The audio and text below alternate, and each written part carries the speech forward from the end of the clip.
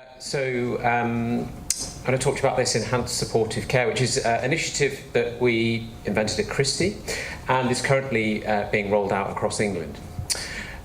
Supportive care in cancer is defined as the prevention and management of the adverse effects of cancer and cancer treatments. And of course that's really important.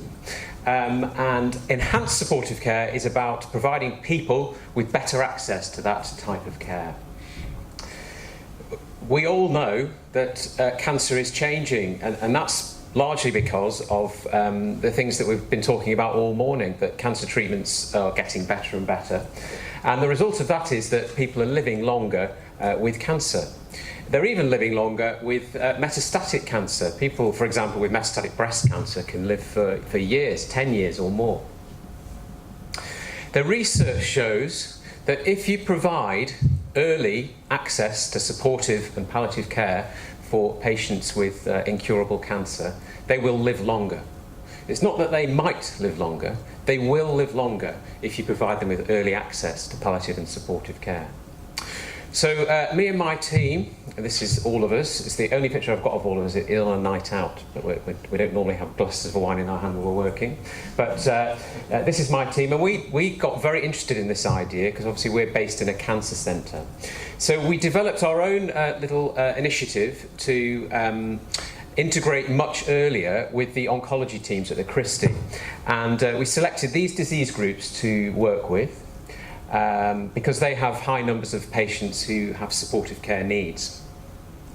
And basically what we did is we were in their clinics and we were proactive about finding patients who are starting to develop problems with pain, problems with symptoms, anything else to do with supportive care. We detected them early, we treated them, and we prevented those symptoms from escalating. And the other thing we did, which was very different, is we rebranded. And that was based on comments from patients and oncologists. They didn't like the name palliative care. And the idea of referring somebody who's just been diagnosed with incurable cancer to palliative care early is hard. It's hard for oncologists to do, it's hard for patients to swallow. So we actually dropped the name palliative care at the Christie. We've changed our team name to supportive care. There is some research looking into this, and it does support the idea that the name palliative care has become synonymous with misery and death and dying, and that oncologists and patients actually prefer the name supportive care. And actually, it injects a bit of hope and positivity, whereas palliative care has quite negative connotations, as you know. We also worked in a different way. So rather than the traditional model of palliative care, which is all about kind of let's plan your death and decide where you're going to die and all that kind of thing, we had in our heads, well, we're the supportive care team. How can we help you to get through your treatment? What can we do to help you get through your treatment? That is our aim. And we also worked in a different way because we were seeing in our clinics that patients who are on anti-cancer treatments, they have to be managed in a different way to patients who are end of life. You can't manage somebody's pain who's end of life in the same way that you manage somebody's pain who's on treatment. Particularly, people are using too many opioids, too high doses, and we're seeing a lot of problems associated with that. So we now use much lower doses of opioids to manage pain, and we use other things, non-opioid medication and interventions, and it's much more successful. So patients loved all of this. They loved this bright, hopeful approach. They were feeling better with their pain. They were getting less side effects from their pain medications. And the oncologists also loved it because, well, their patient groups were just better. They could see the difference we were making. The pain was better managed, and it was making a big difference. And then one of the managers contacted one of the oncologists and said, can you explain why the emergency admission rates have gone down during this period? And the oncologist said, well, I think it's because of this project that we're doing with the supportive care team getting in early, because we're preventing the problems from escalating, leading to admission.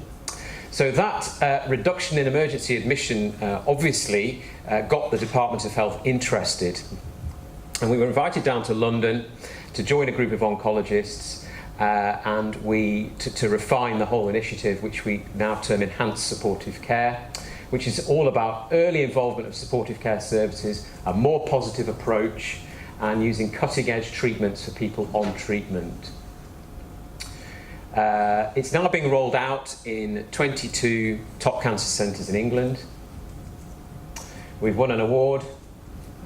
I've been on TV. And it's been endorsed by several charities who deal with these major cancers. And the next phase of it is to actually widen it to include patients from all disease groups, not just our pilot disease groups. And we've just had the go-ahead at Christie to run a pilot for this. It'd be the first ever in Europe acute oncology and supportive care joint clinic, ambulatory, that patients can, with any problem relating to cancer or cancer treatment, drop in. Because what they say at the moment is the care is not brilliant, particularly when they leave the doors of the cancer centre. They feel a bit sort of stranded and alone, and if they have problems, they have to ring our hotline, and they might be told to see their GP, wait for an appointment for outpatients, end up being admitted, or go to A&E.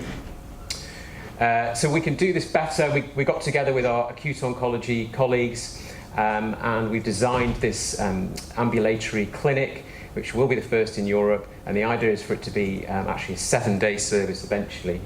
But it will provide patients with better access to supportive care, better access to acute oncology, and run importantly by a GP for the supportive care side, because we need to better integrate cancer care with primary care. So this is going to be a GP-led unit supported by our acute oncology team.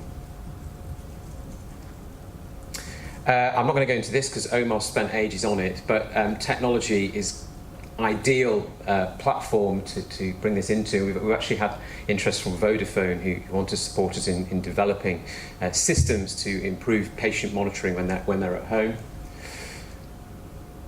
Do we need to do this? Absolutely, because we want patients to have better access to the right expertise.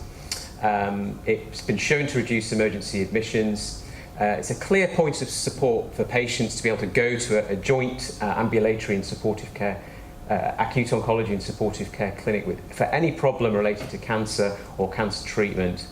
It's GP-led on the supportive care side, which integrates primary care into cancer care. The idea is slightly nicked from America, but we have taken it and are now rolling it out in a way that they actually haven't done. So we are leading the way in the world actually with this. Thank you.